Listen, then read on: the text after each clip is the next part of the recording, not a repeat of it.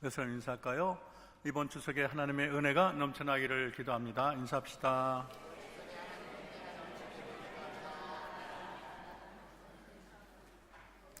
다윗왕은 나는 백향목 궁에 살거늘 하나님에게는 휘장 아래 있도다. 이 고백을 들은 나단 선지자는 이 하나님의 말씀을 받아서 큰 축복을 합니다. 내 이름을 위대하게 해주겠다.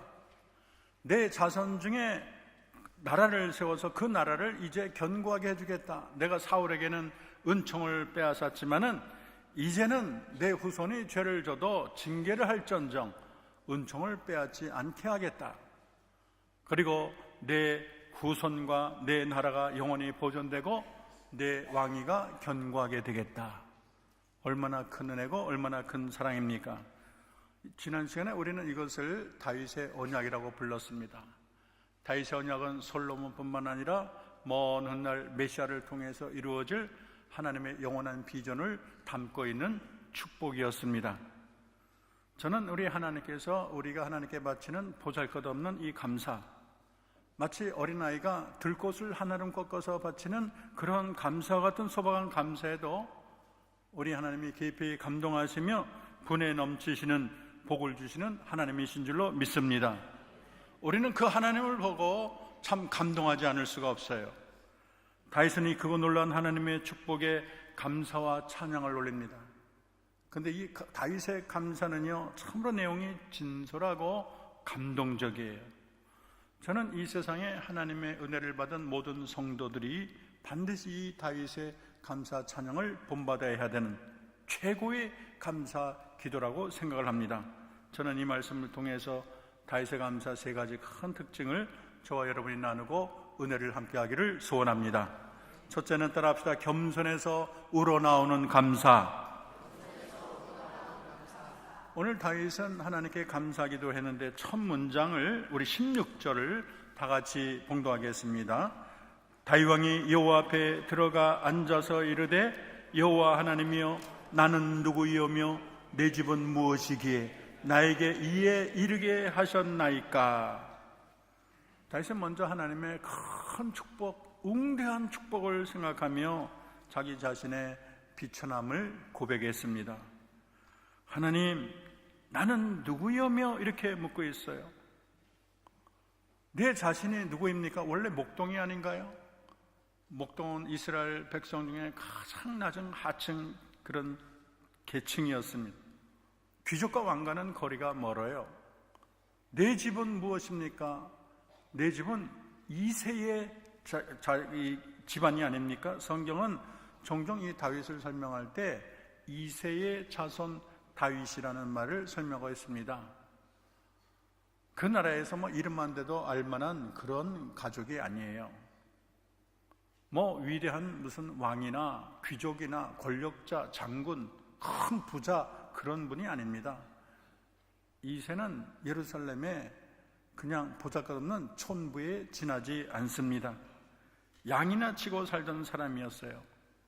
그리고 다윗은 이 이세 아들 중에 8째 중에 말째예요. 그렇게 남들이 돌아보는 존재가 아닙니다. 사무엘이 이세의 집안을 찾아왔을 때 그 7 형제는 그래도 옷을 잘 갖고 와 있고 얼굴도 아마 화장을 하고 어떻게든 잘 보려고 노력을 했겠지요. 그러나 이 다윗은 말째라고 그 시간에도 저 들에 나가서 양을 치고 있었어요. 영광과 존귀와는 상관이 없는 자입니다. 다윗은 무슨 한 자리 얻으려고 권력주의를 기웃거리는 그런 자가 아니었습니다. 자신의 비천함을 누구보다 잘 알기 때문에 다윗의 마음에는 언제나 나같이 부족한 저를 불러주셔서 하나님이 왕을 삼아 주셨나, 이런 생각이 그치지가 않았습니다. 그래서 이 다윗의 감사는 깊은 겸손에서 시작합니다. 부족한 목동인 자신을 부르시고 기름 부으시고 왕으로 삼아 주시고 이렇게 백향목 궁에 거하는 것을 감사하며 하나님께 영광을 돌립니다. 시편 116편에 보면 여호와께서 내게 주신 모든 은혜를 무엇으로 보답할꼬 그렇게 말을 했어요.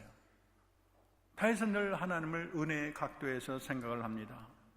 내가 얼마나 큰 은혜를 받았나, 남은 인생의 은혜를 내가 어떻게 갚을까, 오직 하나님의 은혜만 생각하고 은혜 보답하는 길만을 찾았던 분이 다윗입니다.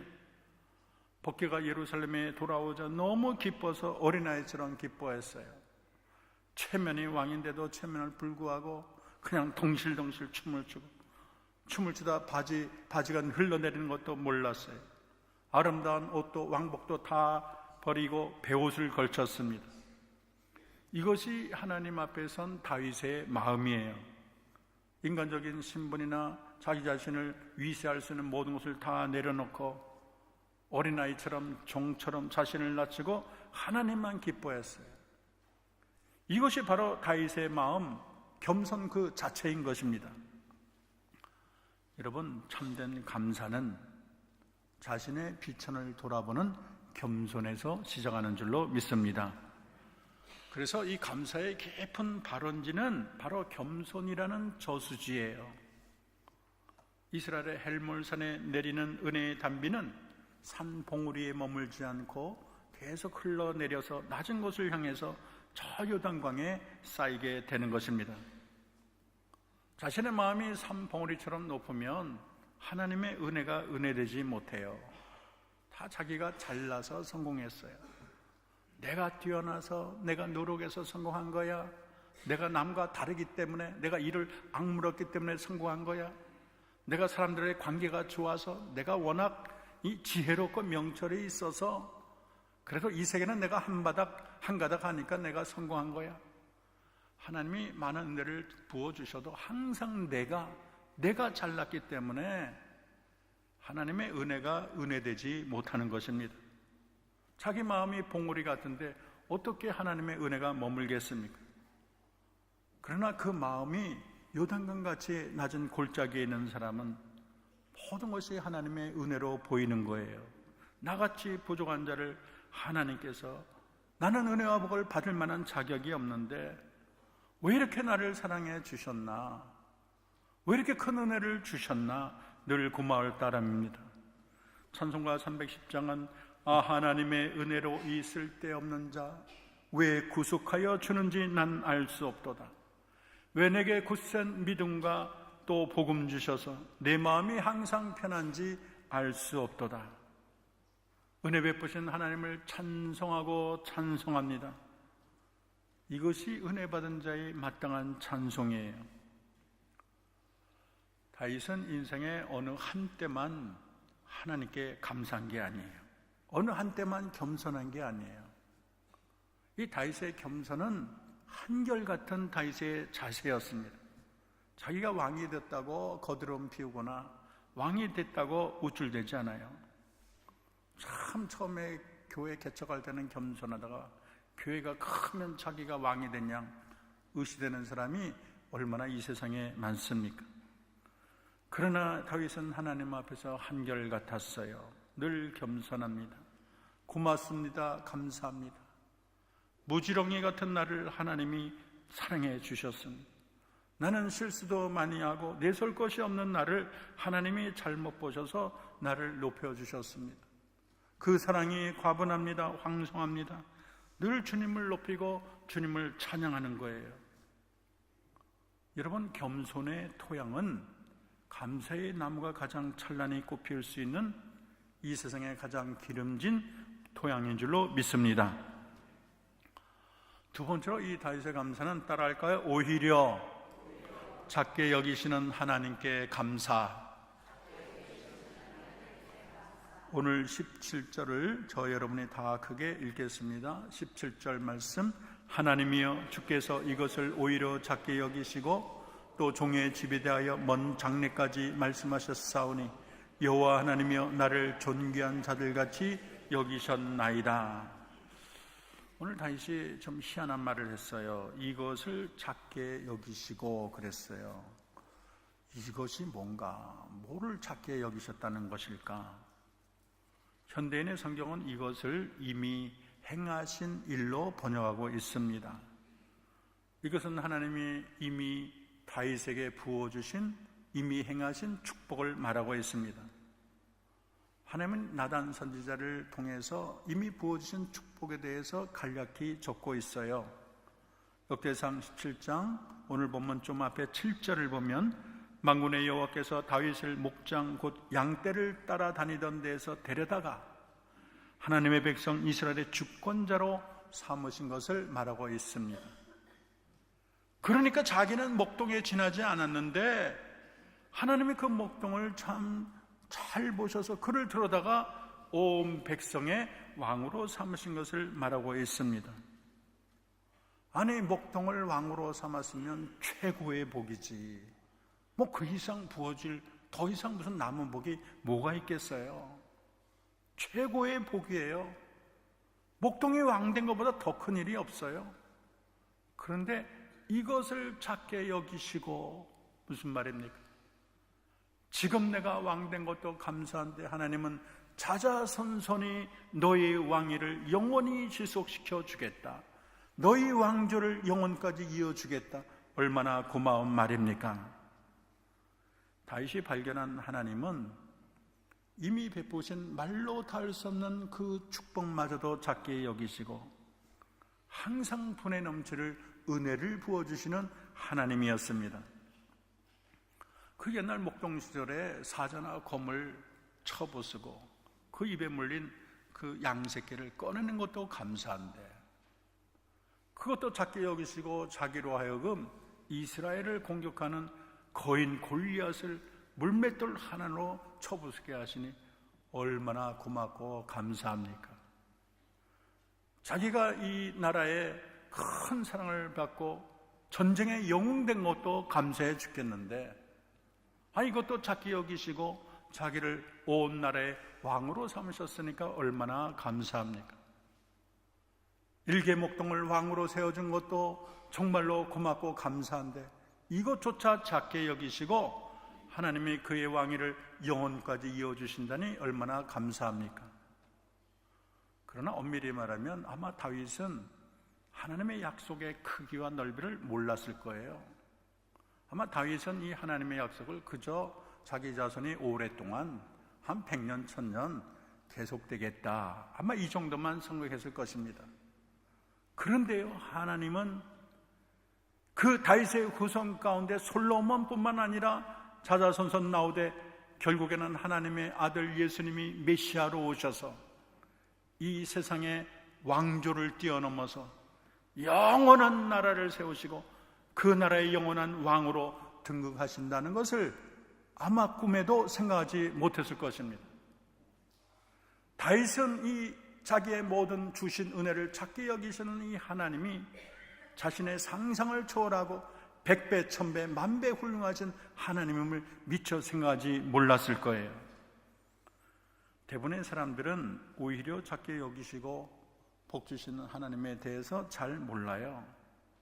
우리 눈이 근시하기 때문에 그저 하나님이 주신 그 조그만 그런 우리는 사랑과 축복에 그냥 만족하고 그냥 그뿐이에요. 그러나 우리의 영의 눈이 열리면 그 하나님의 축복을 안 되면 우리는 다 놀라 자빠질 거예요.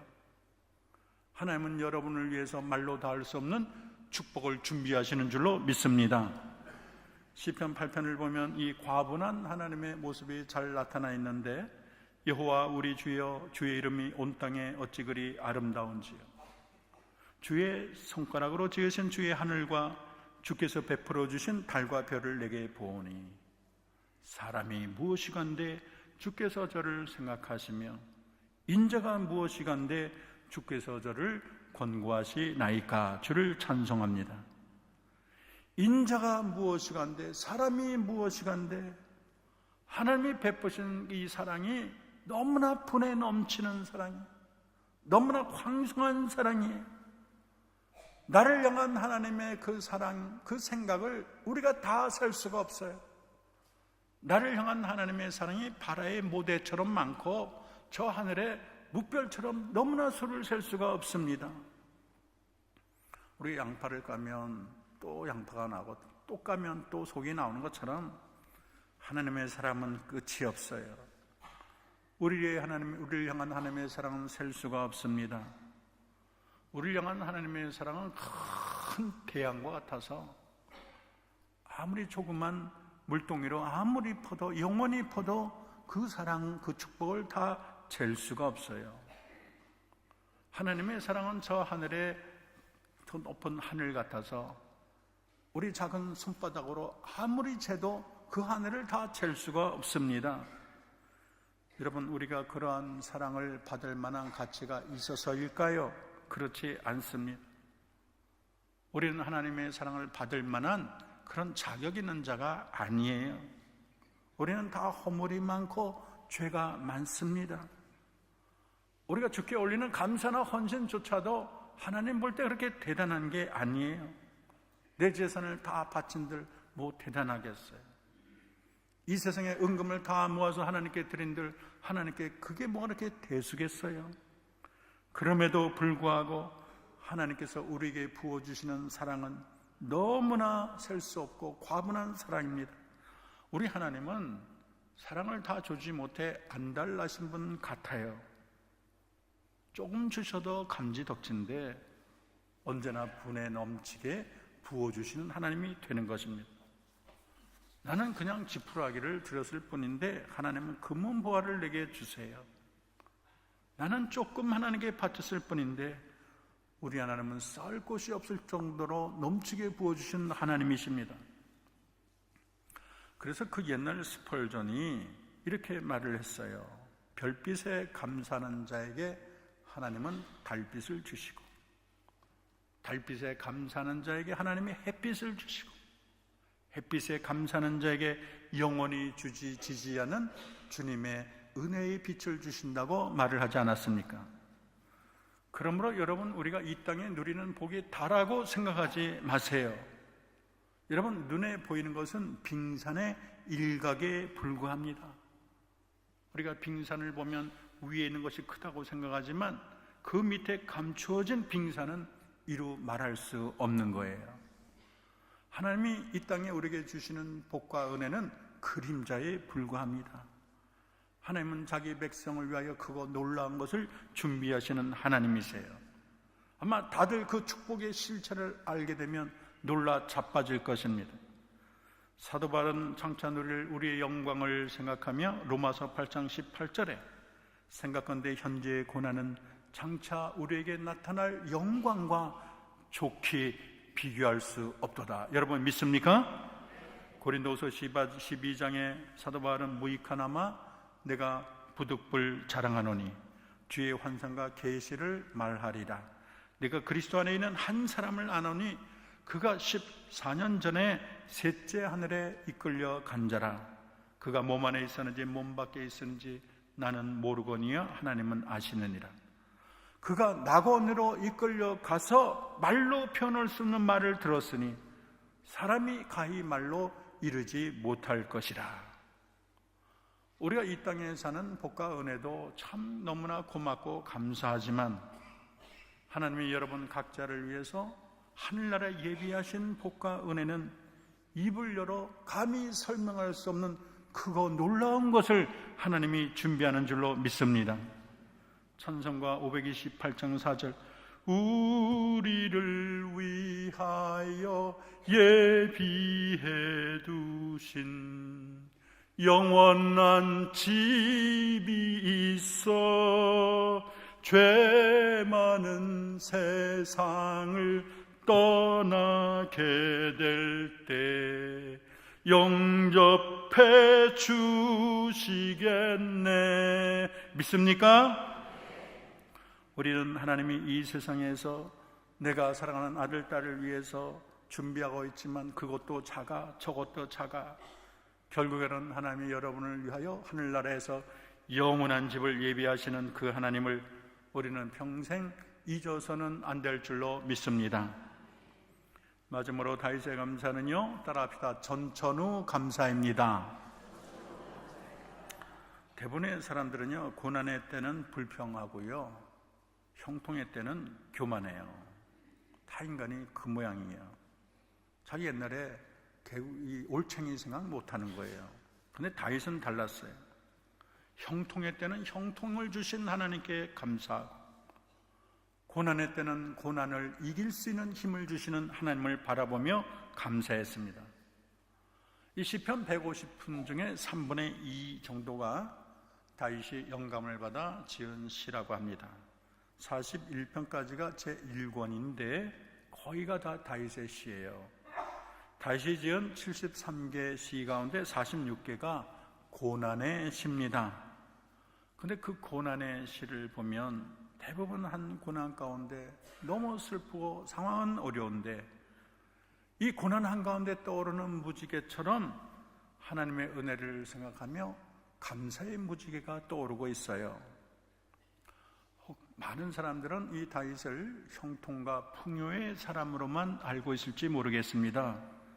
그러나 성경 인물 가운데 다윗처럼 눈물 나고 많은 고난을 받은 사람이 없어요. 그의 인생은 마치 현기증 나는 롤러코스터를 산 듯 인생의 그 굴곡과 부침이 많았어요.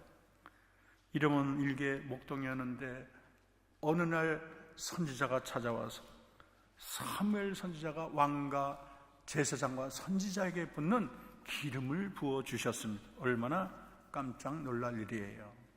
어린 소년이 골리앗과의 전쟁에 참여해서 물맷돌 5개를 가지고 와서 그냥 첫 번째 한 방으로 골리앗이 쓰러지고 말았어요.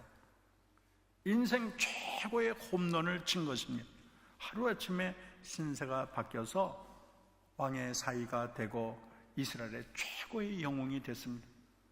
여인들이 노래를 하는데 사울은 천천히요 다윗은 만만이라, 그 노래소리만 들어도 다윗의 영광이, 다윗의 인기가 얼마나 대단한지를 알 수가 있습니다.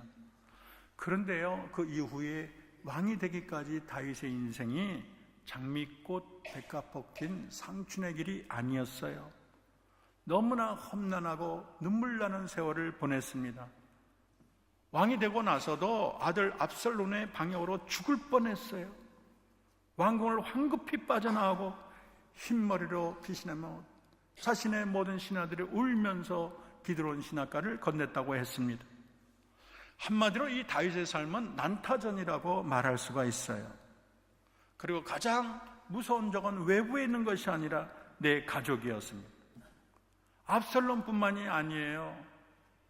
다윗을 사위로 삼고 큰 영으로 삼은 사울왕마저도 이 여인의 말, 사울은 천천히요 다윗은 만만이다, 거기에 꼭지가 돌아버렸어요. 질투의 화신이 됐어요.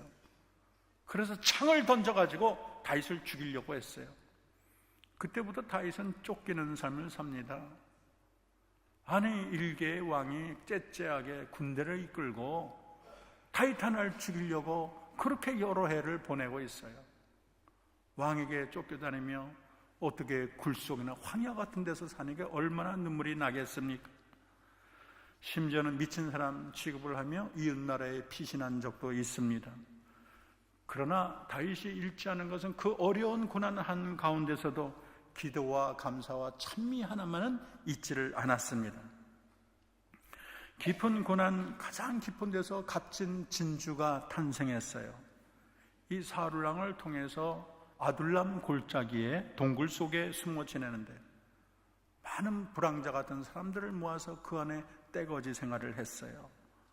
아마 인생 중에 가장 힘든 세월로 여길 수 있습니다. 그런데요, 그의 입에서는 자학하는 괴롭고 한탄스럽고 원만 불평 짜증나는 시가 나온 것이 아니고요, 시편 57편 주옥같이 아름다운 감사 찬미가 하나님을 향해서 올라갑니다. 시편 57편에 여러분 표제를 보면 아둘람 동굴에 있을 때 이런 부제가 붙어 있습니다. 시편 57편 7, 8절을 보면 하나님이여 내 마음이 확정되었고 내 마음이 확정되었사오니 내가 노래하고 내가 찬송하리이다. 내 영광아 깰저다 비파와 수금아 깰저다. 내가 새벽을 깨우리로다. 57편 9절을 보면 주여 내가 만민 중에서 주께 감사하며 문나라 중에 주를 찬송하리이다. 11절을 보면 하나님이여 주는 하늘 위에 높이 들리시며 주의 영광이 온 세계 위에 높아지기를 원하나이다. 보통 이 정도의 찬양은 다윗이 목동에서 왕위가 돼가지고 정말 아름다운 궁전 위에 서서 밤하늘을 바라보며 그때 나오는 찬송과 같은 거예요. 그러나 실상은 아둘람 동굴 속에서 떼거지 같은 사람들과 같이 살며 언제 이 사울왕이 공격할지 모르는 저들의 의식들을 다 책임져야 되는 눈물 나는 상황에서 이렇게 아름다운 찬양을 할 수 있다는 것이 얼마나 놀랍고 대단합니까? 다윗은 밤이 깊어질수록 순도 높은 찬란한 감사를 하나님께 올린 것입니다. 다윗은 지난날 생각하며 하나님께 감사합니다. 오늘날 내게 베푸신 은혜를 손꼽아보며 감사합니다. 그리고 창찬을 영광을 생각하며 하나님께 감사 찬양을 올립니다. 저는 오늘 이 다윗의 감사 찬양 이야기가 그 옛날 다윗에만 한정된 이야기가 아닌 줄로 믿습니다. 이 자리에는 저와 여러분도 다윗 못지않은 은혜를 누리고 있고 다윗 못지않은 사랑을 받고 있고 다윗 못지않은 축복의 주인공인 것입니다. 우리가 이 세상에 태어날 때 벌거숭이로 태어났어요. 우리는 가난했어요. 아무것도 가진 것이 없는데 하나님이 오늘까지 입혀주시고 먹여주시고 공부시켜주시고 일자리를 주시고 사랑하는 남편 아내를 주시고 자녀를 주시고 한 가정을 이끌게 한 것 하나님의 은혜인 줄로 믿습니다. 때로는 길없는 광야에 혼자 있다고 생각했지만 우리 하나님이 길없는 광야에도 길을 내어주셨습니다. 목마른 광야에 샘물이 터지는 은혜의 역사도 있었고요. 큰 시험이 있어서 이거를 어떻게 해결하나 많은 시간 눈물을 흘려 밤을 새며 기도할 적도 있지만 하나님은 시험이 있을 때 반드시 피할 길을 우리에게 허락해 주셨습니다. 우리는 잘 몰랐지만 여러분 각자는 하나님의 손바닥 위에 있었고 하나님의 다없는 은혜와 사랑과 관심으로 여러분 한 사람 한 사람을 바라보시고 돌봐주신 줄로 믿습니다. 지금까지 지내온 것은 다 분에 넘치는 하나님의 사랑의 결과가 아니겠습니까? 그뿐이 아니에요. 영적으로 보면 우리 영혼 위에 내리는 하나님의 은혜의 햇살이 너무나 찬란한 거예요. 원래 우리는 죄인으로 이 세상에 태어났습니다. 우리는 본질상 진노의 자녀였고 어둠의 자식이었어요. 우리 모두는 그리스도 밖에 거했고 하나님의 약속과 축복과는 상관이 없는 자였습니다. 우리는 멸망으로 나오는 짐승과 하나도 다를 바가 없었어요. 그런데 하나님이 우리를 이쁘게 보시고 이 세상에 가장 보물이신 그 아들 예수 그리스도를 여러분에게 선물로 주셨습니다. 그래서 우리가 죄사함 받고 영원한 하나님의 자녀가 되고 여러분의 이름이 하늘나라 생명록에 기록된 줄로 믿습니다. 여러분이 저 영원한 천국의 시민권자가 되고 빛나는 하늘나라 주인공이 되니 얼마나 그거 놀라운 은혜입니까? 우리 모두 받은 바 사랑이 많고 받은 바 은혜가 넘쳐나는 거예요. 이 웬 은혜요 웬 사랑입니까? 내가 어디가 잘나고 어떤 구석에 하나님이 좋았길래 하나님이 만세전에 나를 예정하시고 은혜와 속을 부어주십니까? 우리 모두 겸손한 마음으로 옷깃을 여미며 은혜의 주님을 바라봐야 될 줄로 믿습니다. 옛날 다윗처럼 주 여호와여 나는 누구오며 내 집은 무엇이간데 나로 여기까지 이르게 하셨나이까? 우리의 겸손한 마음으로 하나님을 찬미하며 내가 너에게 베푼 사랑과 은혜 이게 다가 아니야. 사랑하는 아들, 사랑하는 딸, 내가 너를 위하여 영원한 날에 말로 닿을 수 없는 은혜와 복을 준비하고 있단다. 너는 나를 기대하려 하시는 주님의 음성을 들어야 될 줄로 믿습니다. 이제 내일이면 우리가 한가위입니다. 우리의 진정한 추수감사지라 말할 수 있겠어요. 우리 모두 세상에 주는 즐거움에만 만족하지 말고 나와 내 가정에게 베푸신 우리 민족에 베푸신 하나님의 은혜와 사랑을 생각하며 여러분의 남을 삶을 하나님에 대한 진정으로 사랑으로 물들이는 저와 여러분이 되기를 주의 이름으로 축원합니다. 기도하겠습니다. 사랑의 하나님, 오늘 다윗은 주 여호와여 나는 누구오며 내 집은 무엇이간데 나로 이에 이르게 하셨나이까? 벼가 머리를 숙이듯 겸손히 머리 숙여 우리 주님께 마음 깊은 감사와 찬미를 올렸습니다. 이 은혜로운 다윗의 감사가 나의 감사가 되게 하시고 베푸시는 일도 작다하시며 분에 넘치는 축복을 준비하시는 그 하나님을 어제와 오늘 그리고 영원히 찬송하게 하옵소서. 예수님의 이름으로 기도합니다.